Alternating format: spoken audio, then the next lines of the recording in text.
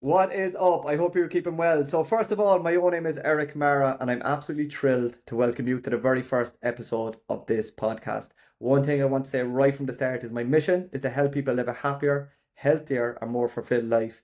In this podcast, I will simplify all those overwhelming health and fitness tips into clear, practical steps you can start using today. That is what I'm going to do in today's podcast and in future episodes is provide you with steps you can actually start implementing now so you can work on your goals. There's lots of misleading information out there. And one thing I would warn you about, if something is too good to be true or there's a name in it, someone is probably trying to sell you something.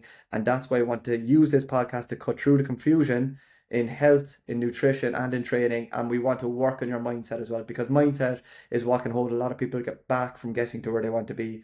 I'll break down these complex topics and I'll give you actionable steps so you can start seeing results without the overwhelm. Whether you're starting your fitness journey, you're looking to improve your mental clarity, or you just simply want practical tips for a healthier lifestyle, this podcast is for you. What I'll do in the early weeks of this podcast is I'll cover the foundations of nutrition. We'll talk about the weighing scales because that is a really important one. And a question I often get asked is, who is this harder for when it comes to fat loss, men or women? So maybe I will dig into that one. So what I'm going to do now is just give you a little bit about myself and my own background.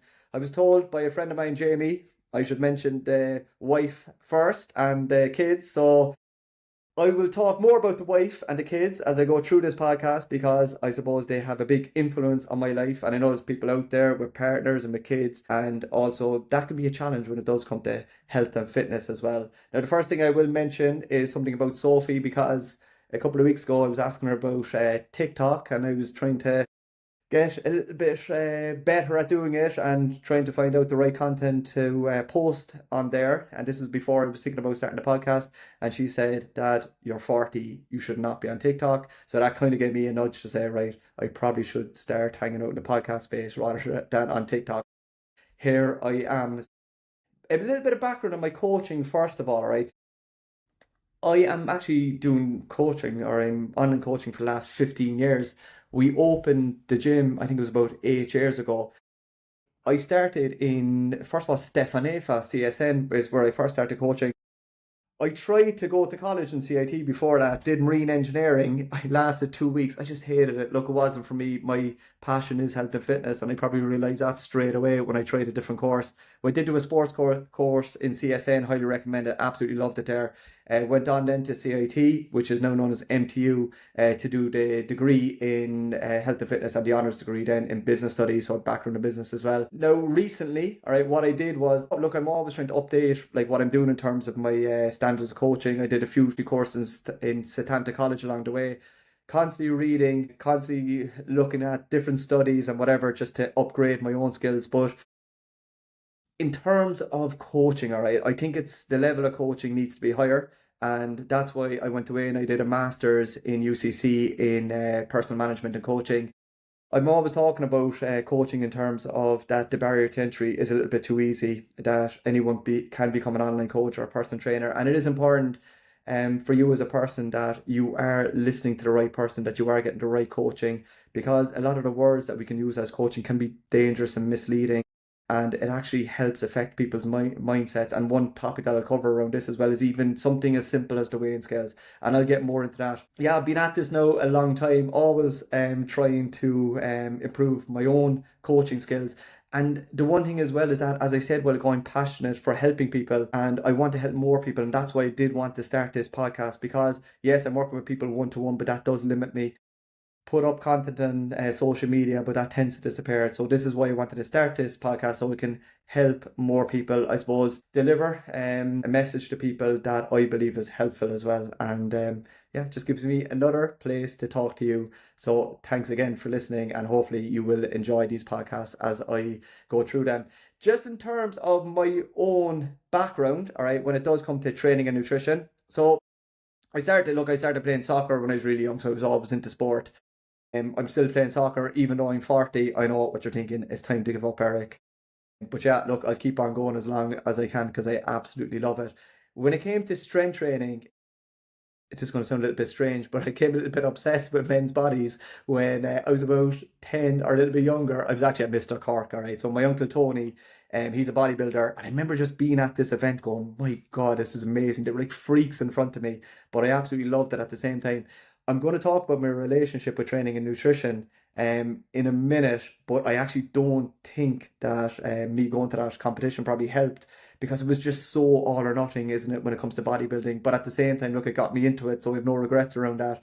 And I remember when we were in school, we were about 15, and I'm not sure we were meant to use the gym or not, but look, we went up and used it anyway.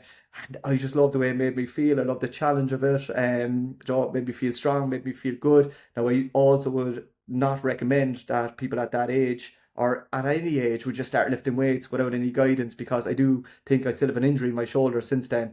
And so that is a little bit of a regret. And I think I've wasted probably 10 years training just doing my chest and arms more than anything else. So I do think it's important to get the right guidance. A question as well that people ask is like, what age can you start lifting weights from? And what I would say is no matter what age you are, you can do some resistance-based training, and it's about starting where you are and building it up. So that is something as well to keep in mind. All right, in a way, all right, I've been where you were. All right, I have felt very stuck. I was overwhelmed by all this conflicting advice that I was getting, and that's why I'm here to make this journey easier for you. I had a little bit of a discussion with someone not so long ago, and she said to me, "You will never understand being overweight." And as I said to her, like, that's not what coaching is about. Coaching isn't about understanding where everyone is, because you can't be where everyone was. Coaching is all about helping people realize their potential, and that's what I'm here for you. I'm here for you to help you realize your potential. I have to be a listener. I don't have to be where you are, all right? And that's a very important aspect to realize when it does come to coaching. So as a coach, we're here to help you realize what your potential is.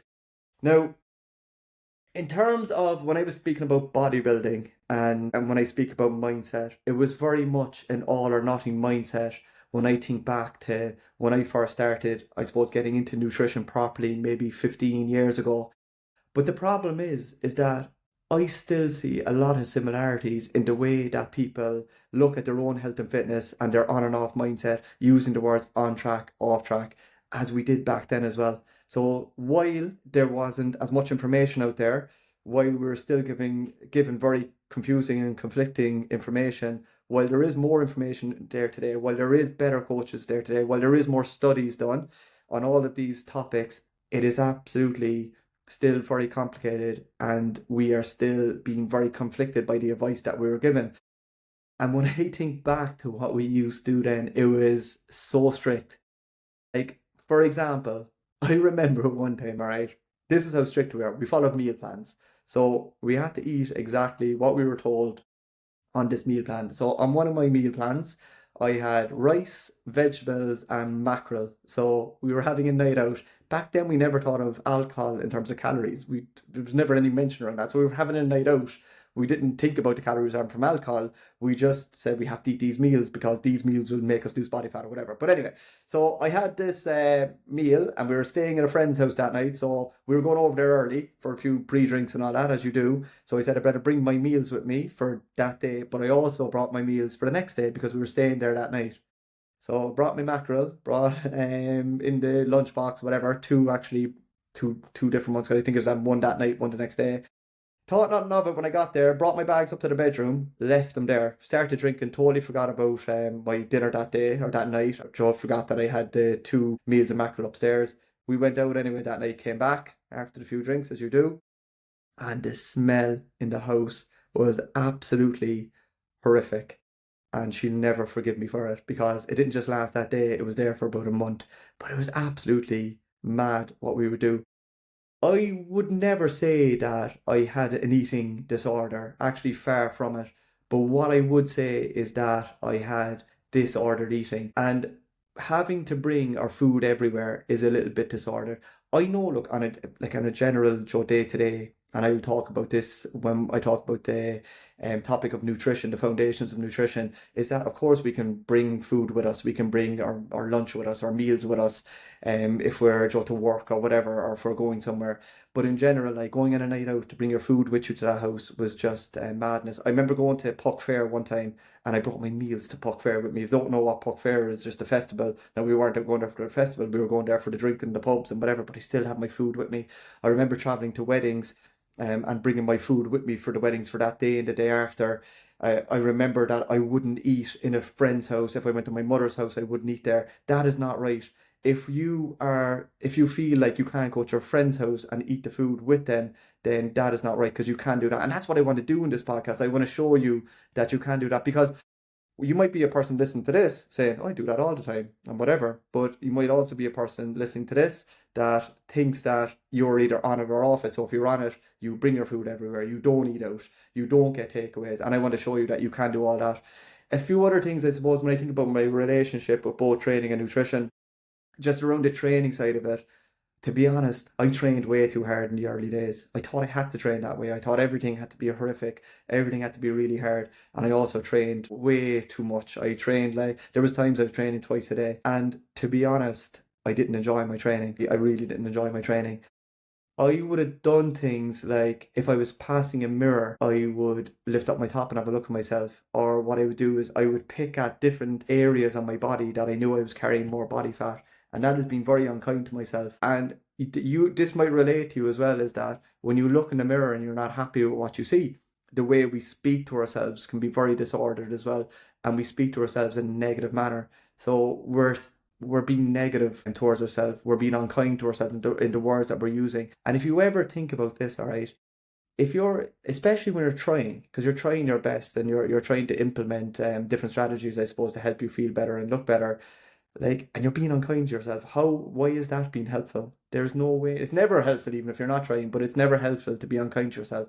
And ask yourself this question: if your friend was doing what you were doing and they were asking your advice about how you're getting on, they were telling you, yeah, I was training, moving, and I'm trying to look after my nutrition, what way would you talk to them if they were being unkind to themselves? Would you give them support, or would you add to the nastiness, I suppose, of the words that they're using? And of course, we would give support. It was, look, again, in terms of everything that I'm saying there, for me, very disordered in terms of what I was doing. And one of the passions that I have as a coach as well is that I never want somebody to feel the way I did. And if someone is feeling the way I did, because I know there's plenty of people listening to this that can relate to a lot of things that I just said there, then I want to coach them out of that, either whether I'm coaching them one to one or through this podcast as well. It is not right. We can make progress. We can get to where we want to be. We can live a happier and healthier life, incorporating the things that we love to do in life.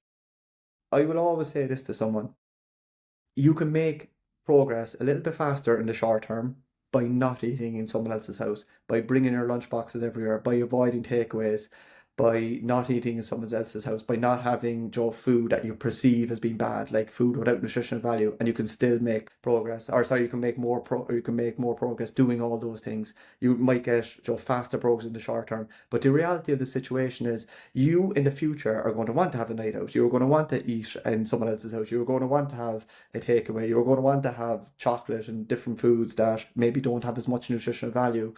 And I am here to tell you and to show you that you can do all that and you can still get to where you want to be. Of course, there's going to be some balance. There has to be some discipline thrown in there as well. But over restricting ourselves is never helpful. And that's the way people view nutrition, and especially, but training as well, that we're either all in or we're all out. And that's not the way that has to be. Like, training, and nutrition is part of our lives. It should not take over our lives. Training and nutrition should become a part of our lives. It shouldn't take over our lives. So if you are feeling that way, and that's definitely a little bit overwhelming, and that's something that I do want to cut through in this. I could go into so much more detail about the stuff that I used to do. I remember even with peanut butter. We used to spoon peanut butter into about 10 grams or 15 grams or whatever it was, as a way of that will help me lose body fat. I remember taking apple cider vinegar, thinking that would help me lose body fat. Fat burners was another one that will help me lose body fat. There was so much information out there, but even as I'm saying these things, in terms of fat burners and apple cider vinegar, people are still doing that today. People are still looking for the quick fixes, and they are still looking to restrict themselves in the short term, and it's never helpful. So that was a little bit about me, but thankfully, all right, thankfully my relationship has become far better over the last number of years. And look, my relationship with nutrition and training has been absolutely fantastic, maybe for the last 15 years, to be honest, maybe 10 to 15 years especially. And that's why, look, I am passionate about this, and I do want to help people. And the one thing that I want to say to you today, and it's the one thing that if you work with me personally one-to-one, I say to everyone, I say to absolutely everyone, there's two major factors that surround everything that we do when it comes to helping someone get to where they want to be and stay there. Number one would be education. So I can tell you what to do. And this is what I'm speaking about when it comes to coaching. So what a coach would do that I suppose like when we don't have as much experience, maybe the coach that is a little bit more restrictive and maybe a coach that is a little bit more inexperienced, they will tell you what to do. Now, if I tell you what to do, all right, in the short term, of course, you'll implement it. You might be able to implement it for 6 weeks, even 12 weeks. You'll implement it in the short term. You're just being told what to do. You're just doing it. Don't know why I'm doing it. Like I was spooned that peanut butter into my mouth. Like I was taking that apple cider vinegar. Didn't know really why I was doing it. I was just told to do it and whatever. And then it's like, right, I can do that in the short term. But the fact of the matter is, if you're told what to do, you learn nothing. Now, as a coach, if I can help you realize your potential and I can educate you along the way and I tell you the why, then what that does, it sets you up for the long term, sets you up for the future because you're not being told what to do. You're learning why you were doing something. And when you do that, you can make progress in the short term, you can maintain that progress, and you can build on it in the long term as well. And look, I'm part of this podcast. I will want to educate you every step of the way. The other area that I like to focus on in that very first conversation is mindset because people, again, can do what needs to be done in the short term, but a lot of a big reason why people don't get to where they want to be is because of their mindset. Now, a simple one here is the all or nothing mindset. People are either on it, they're off it, they're on track, off track. And one thing I would say around mindset, right? Just a simple one, right? Just because your goal is fat loss, that doesn't mean that you always have to be losing body fat. Now, if you could shift your mindset towards that, it would make a massive difference, wouldn't it? Because when times get a little bit more social, your feeling then is that I can't lose body fat, so it doesn't matter what I do. So basically, what people do then, it's like that whole week, they just put it down as a write-off, maybe is the words that they use. Or else what happens is that they get really guilty, all right, over the fact that they overate, and then what happens is that they might overeat on the Friday and like, oh, I'll just get back on it on the Monday. By the time the Monday comes around, they've overeaten Saturday and Sunday. They feel guilty, they feel overwhelmed, and then it might take them a week, 2 weeks, even 2 months, 2 years to get back to, I suppose, dieting and working on their journey again. And there's loads and loads and more that I could unpack around mindset, but that's something simple that I just want to say today. And look, if I can educate you and if I can shift your mindset, then that will go a long way in terms of you getting to where you want to be and staying there. Now, I just want to move on, all right, to 5 areas, all right, that you can start working on today, that you can implement right now that can help you work towards your goal. Now, I'm going to go briefly through each one of these topics because each one of these topics, all right, can have a podcast in itself, basically. So the first one, I mentioned education, right? I've mentioned education. So one thing that you could do, all right, is you could spend one day tracking your calories, just one day. The reason why I say this, all right, now I'm not saying tracking calories is the answer, and I'm going to talk more about that in a podcast on its own, and I'll talk more about what you can do outside of tracking calories in the next podcast. But one thing I would say is that if you were someone that is trying everything, you can genuinely say, I have my nutrition is brilliant. I am eating health-based food most of the time. I'm in control of my weekends. I'm moving as much as I can in a sustainable way, if you want to put it that way. And I just can't get to where I want to be. I can't lose any body fat.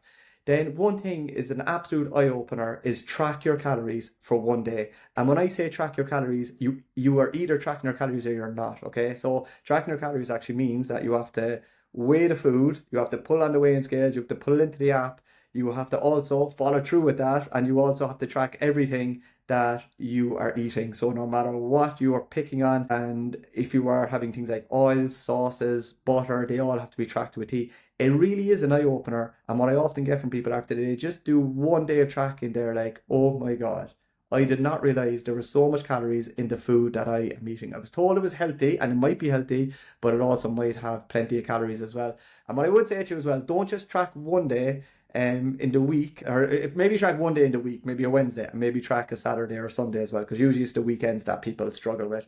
The next thing I would say is that one thing that you can start thinking about, and I've already said this around mindset, so I'm not going to go on about it again, but this is one shift in the mindset that I think help people massively, and I've already said it. Even if your goal is fat loss, you don't always have to lose fat. Remember, there'll be things like weddings, Christmas, and holidays, and if you look at your overall progress, right, your progress isn't defined by one day, by 1 week, even by 6 weeks, even by 6 months. Your progress is defined over the long term. Now, if you have, say, 12 weeks coming up, and even like in those 12 weeks, you might have 4 weekends, all right, that you have something social that is on.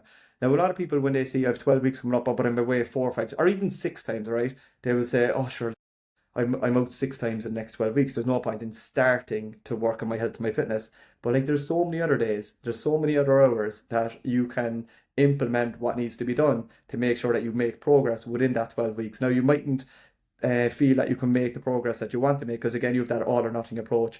But just because your goal is fat loss, it doesn't mean in those 12 weeks you have to be losing body fat every week. So in those 12 weeks, maybe 6 of those weeks, you might be at maintenance because you have to be a bit more social.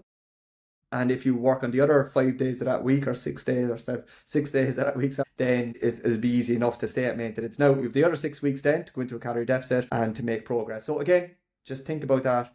Are you a person that looks for a clear pathway in terms of nothing social on for the next 6 or 12 weeks when it comes to looking after your health and your fitness goals? So you don't need to do that. Next one is set realistic goals. Now, I'm all for the big massive goals, Joe. People love to do that. Everyone's different. But what I would say to you is that you need to break them down into your small daily goals, the action that you take every day. That could be a case of, right, I want to make sure that I hit 7,000 steps every day. I want to make sure that I drink 2.5 liters of water every day. I want to make sure that I have 100 grams of protein a day. Now, these steps and these goals are all in your control. If you have a goal of I want to lose 10 kg, that's a goal that you have. Now, that's not something that you can control right now, but what you can do is reverse engineer that and think, right, what can I do today that and what can I control and what can I implement that gives me control in terms of working towards that goal of 10 kg of body fat loss. So set realistic goals, but make sure you break them down into your small daily goals. Now, I'm just giving examples there. There's plenty of other things that we can look into that as well. Act like your future self. So whenever you're met with a task or with a challenge, it might be a case of, all right, I want to train first thing in the morning, and you wake up and it's like, I really don't want to get up. I just want to stay in bed. Ask yourself the question, what would my future self do? So whatever you were met with, whatever little challenge you're met with, ask yourself, what would my future self do? Because if you have this vision of where you want to be, you need to start acting like that now. If you keep acting the same way, you'll keep staying the same way, I suppose. But if you start acting a little bit differently and you start thinking about what your future self would do in this situation, then you are more likely to get to where you want to be. The last bit of advice or a bit of a tip that I want to give you is be patient. We only fail when we give up. Slow progress for me is often better. All right, what I mean by that is that when I see somebody say lose 12 kg in 12 weeks, I get worried about them because I'm thinking, even if I'm working with them one-on-one, I'm thinking they're being a little bit restrictive or overly restrictive, even though they're maybe relaying to me saying that, oh no, I'm not, I don't want to go on nights out, I didn't want to eat in my friend's house, I didn't want to get that takeaway. I'd always question it because a lot of time you could lose 12 kg in 12 weeks, but if you restrict yourself of everything that you love in life, then you're more likely, all right, of course, you're more likely to put the body fat back on because you reintroduce what you love to do in life, and then you haven't learned how to lose the body fat while having a social life. Now, what I prefer to see is people lose a little bit slowly and implementing what they love to do in life, and that is like, oh, be social. Obviously, there needs to be some kind of discipline around that and needs to be some changes to get to where you want to be. But at the same time, when people are impatient, they want that 12 kg loss in 12 weeks. Now, if I give you an example of person B, person A loses 12 kg in 12 weeks, person B loses 3 kg in 12 weeks. So 3 kg in 12 weeks sounds like nothing. But remember, person A lost 12 kg in 12 weeks. And if person A is totally restricted themselves, the fact of the matter is they're going to want to implement what they love to do in life again with the nights out, the takeaways, etc. And believe me, I'm at this a long time. And what I often see is person A within the next 12 weeks has put back on all that body fat and maybe some more because they were way too restrictive. Now, person B might have lost 3 kg in the first 12 weeks. It might sound slow, might sound demotivating, but that person is more likely to lose another 3 kg in the next 12 weeks. Now, in that 6 months, person A is exactly the same, where person B is now sitting 6 kg lighter, and that person is more likely to continue that journey and get to where they want to be. But being patient is absolutely key. I'd often hear people say, "Oh, I'm not making enough progress," and then they give up. And you're like, say that out loud now again. So you are giving up because you're not making enough progress. So you've lost 3 kg or 6 kg in 6 months, but you're going to give up now because you're not making enough progress. So you're just going to put back on the 6 kg rather than use the next 12 weeks to lose another 3 kg or next 6 months to lose another 6 kg. We're down 12 kg, which is a massive amount actually when you think about it in the bigger picture, don't you? Because so people, I suppose, focus too much on the short term. They don't look at the bigger picture. Right. What can you do this week? What can you implement right now that can help you start working towards your goal? So even if you just think of something small, can you think of something right now that you can start working on? Whether that would be having a pint of water first thing in the morning, could you have an extra protein source each day? Anything at all is absolutely key. But what I want you to do is just think of 1 or 2 things that you can implement today and do that for the next 7 days. And you know what? That will be a little bit of progress. Remember, progress over perfection always wins. And that is something, again, in terms of our mindset. Nothing needs to be perfect. We just need to be consistent. So again, just go back over as well those 5 action tips that you can start implementing. I don't want you to start thinking about doing everything at once, but even if you could work on one of these areas, whether that's do a day of tracking, have a think about what I'm saying about even though your goal is fat loss, you don't always have to lose body fat. Can you actually set some realistic, sustainable goals, just even in the short term? Even if you could set 1 or maybe 2 daily goals that you can start implementing right now. Every time you're met with a challenge, ask yourself, what would your future self do? And again, just start thinking about patience, because you could be sitting here now listening to me going, if I had just been patient a year ago, I'd be in a far better position now. So don't be sitting there next year saying exactly the same thing. Thank you very much for listening. I hope that that does help. I would encourage you, if you did enjoy it, to subscribe, maybe leave a review and share the podcast as well. If you have any questions, don't be afraid to connect with me on social media or email me info@emfitnessnutrition.com. Thank you very much for listening. Really enjoyed it, and I'm looking forward to providing you with more information and more podcasts. Speak soon. Thank you.